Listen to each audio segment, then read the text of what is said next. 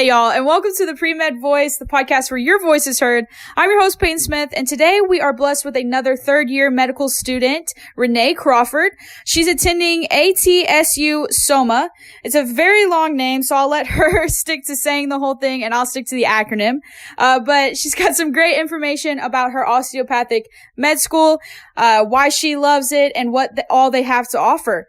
So without further ado, here is Renee Crawford. Turn up, let's go. Turn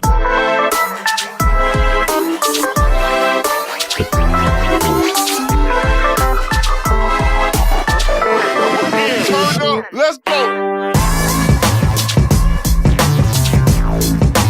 Pre-Med Voice. Hey Pre-Med Star, my name is Renee Crawford. I'm a third-year osteopathic medical school student at ATSU University, School of Osteopathic Medicine, Arizona, aka ATSU SOMA.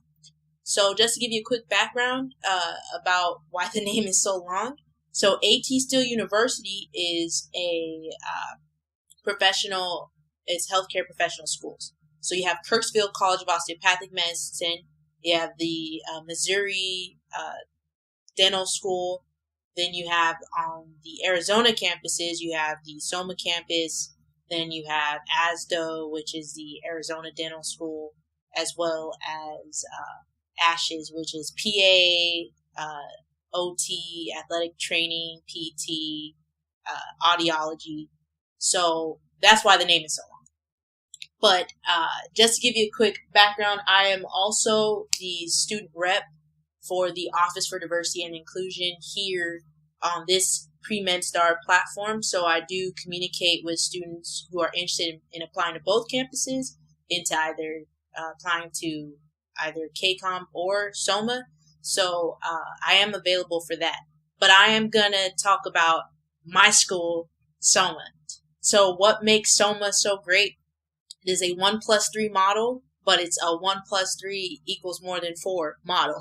So you're going to go, how does that make sense? So in a 1+3 model, you do 1 year didactic, and people think, oh, you're going to do 3 years in clinic. So you're squeezing the first 2 years of medical school into 1 year. That's not true. So how this model works is that for your first year of medical school, you are on the Mesa campus.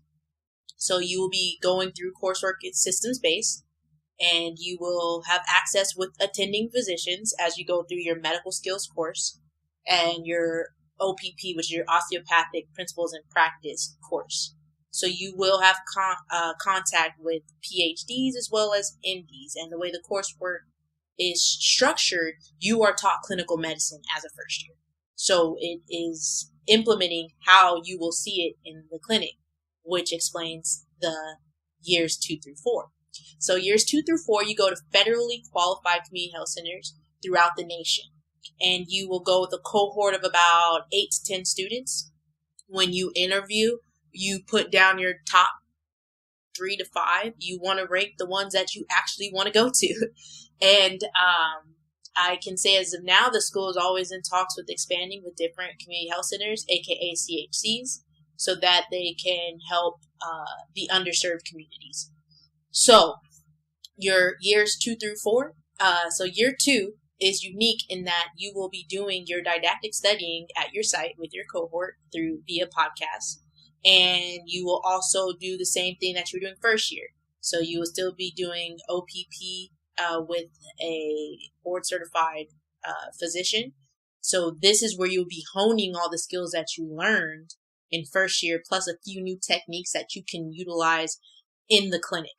And then you'll still be doing small groups with attending physicians, basically working through different clinical presentations and going over the basic science of it, as well as how you will go about treating it as a physician. So you get to do that. You get to participate in grand rounds as a second year. So you will present, and you will be participating in grand rounds with 3rd, 4th years attendings, and at some places residents. So you get that. You also do a research project from a public health standpoint. So each CHC does 1 or 2 projects, depending on if they want to split or do it as one group. So everyone does it. You do submit it to the National Community Health Center Conference, and most of the projects get accepted. So you get to present, you get the opportunity to present at a conference with the project, and any more conferences that you submit the abstract to or poster. So you also get that. You get the opportunity to do the thing that makes it so unique is that while you're at your community health center in your second year, you do 1 day out of the week with a physician. And it's not shadowing. You are actually doing what you would be doing as a third year and fourth year medical student. You are going to do the history, physical. At some point, they will want you coming up with assessment and plan. You will present that to the attending, and then you'll go back in and go over what you did, and you will write SOAP notes that are graded. So you go, well, how will I learn that? So your first year is really pushing you to be ready to see patients. So your first year with medical skills, you learn every clinical exam. You learn the whole history and physical. You learn how to do it in a time manner because you have to be ready to take the physical exam portion of your level 2 boards. So you learn all that. Plus you learn how to apply and think clinically with as an osteopathic medical student. So you're going to go, well, what's the point in going to a DO school, especially with the merger?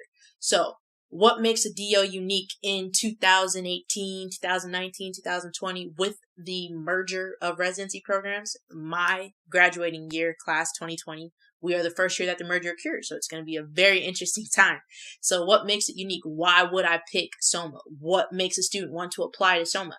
Well, the philosophies are pretty much merged already. The osteopathic philosophy is that the person is mind, body, and spirit, and that it's all intertwined, and that you aren't just treating the illness, you are treating the whole unit, right? And so modern medicine has taken that same approach now. Patients want you to treat them in a holistic approach, a holistic manner. So what makes a DO unique? It's going to be the osteopathic manipulative treatment. So what is OMT, or OPP as it is described in certain areas? So that is where we focus on how the body, we look at it from the musculoskeletal system, affects every organ system and other things throughout the body, such as stress, outside sources, such as determinants of health. And so how do you think, and how would I approach a patient? So we can look at the heart. We can look at cardiovascular system. So we understand the autonomic system as students, pre-meds and medical students, that the autonomic system is your sympathetic nervous system, your parasympathetic nervous system. And the goal is that your sympathetic nervous system and your parasympathetic nervous system are working in balance. But what happens when it's not working in balance? Well, as osteopathic students, you can treat different spinal segments. You can treat that will help alleviate whatever is going on in either acute or chronic setting.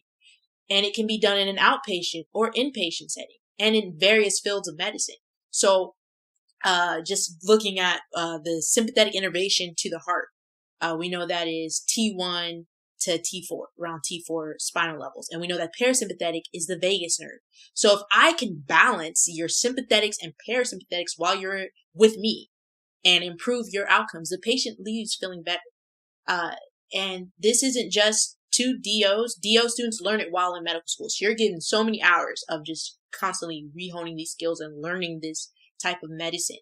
But MD students can learn it by going to different workshops, courses, as well as MDs themselves. And there are some MDs who have learned it so that they can apply it to their practice. So that's why I would say SOMA, they have one of the best OPP departments in the nation, possibly the world. We do have several faculty members who teach workshops to MDs, who teach workshops overseas to those who are going into osteopathy, as well as different workshops throughout the nation. So you have that as part of your faculty. So I would say, if you are considering going to a DO school, apply to SOMA. If you are considering going to medical school, apply to SOMA, because the training that you get will really prepare you to be a great physician. You want to become the best physician overall because you're treating people, and you want to make sure that you do it well. So my two pieces of advice as you are going through the application process or considering applying. One, that you find what you are passionate about. And it does not have to be medicine. Find what you're passionate about and take that into the underserved communities. Take that into the underserved communities by your university or wherever you live. Take that there. Because most medical schools are looking for people committed to serving the underserved. That is a lot of schools' taglines, and that is SOMA's tagline. If you're committed to serving the underserved, show it. And the best way to show it is to actually go there, and don't just go there like, oh, I'm doing this so I can, put that on my application, but go there so that you can influence, go there so that you can show them you're passionate about not just being a person who drives into a community, treats them and leaves, but actually understands the community.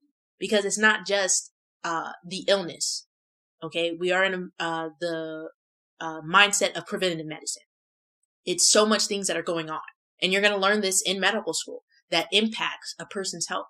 So, what better way than to learn how they live, learn what they eat, learn what their faith is, and SOMA does a great job of making sure you're prepared for that. Number 2, subscribe to the podcast. Join Pre-Med Star. Interact with me, Renee Crawford, on Pre-Med Star. Go join different medical, national medical groups, such as the Student National Medical Association, such as the American Medical Student Association, such as the Student Osteopathic Medical Association. Join those so that you can go to conferences and you can network with people. It's not always what you know, it's also who you know.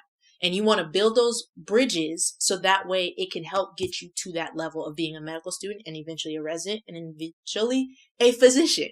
So that's my advice. Of course, subscribe to the Pre-Med Star podcast, join Pre-Med Star, and interact with me on Pre-Med Star. Renee Crawford. I try to get on there most evenings and the weekends, and I'm looking forward to working with you into becoming a medical school student. Thanks. Bye. Well, Renee, it sounds like you are at a great place to be at. I really love that you guys are on site at community health centers so early in your training. I think that's the best way to learn, is being hands-on with the people that are in need. So I really, really like that aspect of your institution. I know from myself and everybody else at Pre-Med Star, we wish you the best of luck while you finish up your schooling and head into your career. And thank you so much for all the great information about your school. Now for my listeners, I do have some announcements for this week. Don't forget to hop on to premedstar.com. It is a great way to connect with pre-med students, some students already in med school like Renee, and doctors. So it's really easy to make an account and to connect. So make sure all of you are hopping on there, premedstar.com. Now, if you would like to be featured on this podcast, please email us at voice@premedstar.com. You'll just need to send your name, the link to your premedstar.com profile, and the topic that you want to be recording. So definitely shoot us an email. We would love to have all of you guys featured on here. So definitely make sure you're getting on your email right now. Now, the last announcement I have for you guys, and the most important one, is make sure you guys subscribe. We really hope that you guys are loving all this content, and we don't want you to miss a single episode. So please make sure you're pressing that subscribe button and sharing this with all your friends or family. So thank you guys so much for tuning in this week. We really appreciate taking the time out of your day to do that. We hope you guys have a great rest of your week, and we will see all of you guys next week. Thank you. Turn up. Let's go.